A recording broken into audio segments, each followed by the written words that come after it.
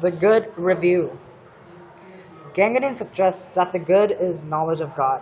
He backs up his claims by giving us 10 formal characteristics that the good must possess.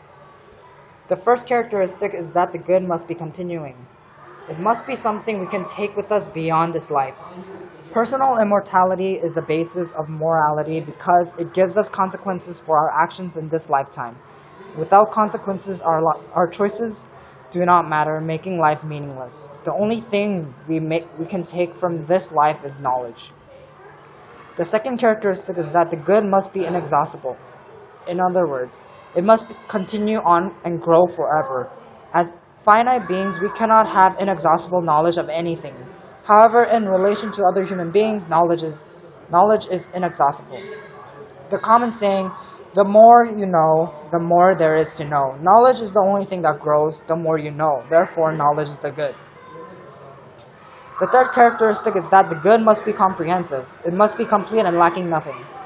It must participate in all aspects of life. Although we are finite beings who cannot encompass all the variety of life in only one life, we can do it through knowledge. Even though we cannot achieve in all areas, we are able to participate in and receive from all areas. Therefore, knowledge is the good. The fourth characteristic is that the good must be inalienable. It must be something that cannot be taken away from us. Outwardly, possessions can be taken away from us. But because knowledge is possessed inwardly, it cannot be taken away from us. We learn that the brain is not the mind. Therefore, brain state altered by diseases, injuring, and drugs cannot affect the mind, for it as freed from our mortal body.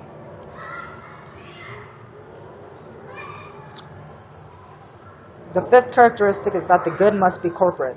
The good is comprehensive, which requires others to help achieve the good. We will not be able to achieve the good on our own. That good is not something that we can simply achieve.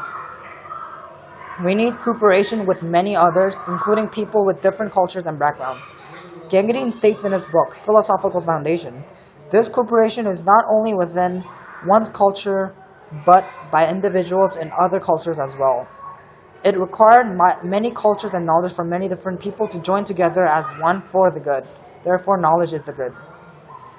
The sixth characteristic is that the good must be cumulative. This means that the good must be achieved from generation to generation. The good cannot be achieved just through one generation. Our current cultural achievement and knowledge has accumulated from the earliest days of human history. The good needs to be kept on going for generations in order to be the good. The seventh characteristic is that the good must be communal. This means that the good is able to be shared with everyone without ever decreasing through sharing. The good can't be achieved from one person alone because the good is comprehensive and is achieved by a part of an individual. The good must be continuously increased, which can only be possible by constantly increasing through many people. Knowledge can be shared without any lost parts of it. In other words, it can only increase. Therefore, knowledge is the good. The eighth characteristic is that the good must be fulfilling. It must be most satisfying thing in life. It must give you pleasure. Gangadin explains that the greatest pleasure in life are just different ways of gaining knowledge. The pleasures of sex are just intimate knowledge of another. The pleasures of drugs are just revelations of new states of consciousness. The pleasures of travel and cinema are gaining knowledge of the world. Knowledge is the most pleasurable thing, therefore it is the good.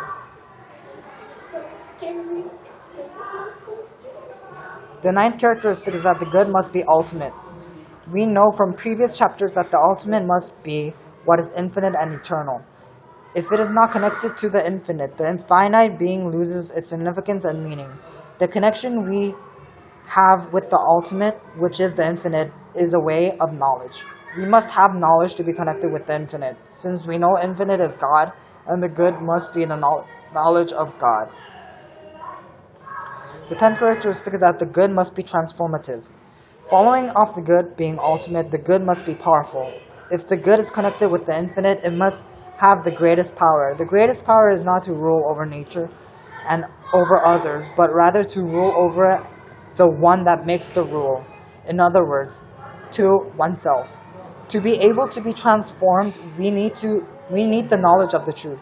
The knowledge that is capable of setting us free, and that is the knowledge of the truth, or specifically known as the knowledge of God. A skeptic may refute the idea that knowledge is good by bringing up the story of the fallen man.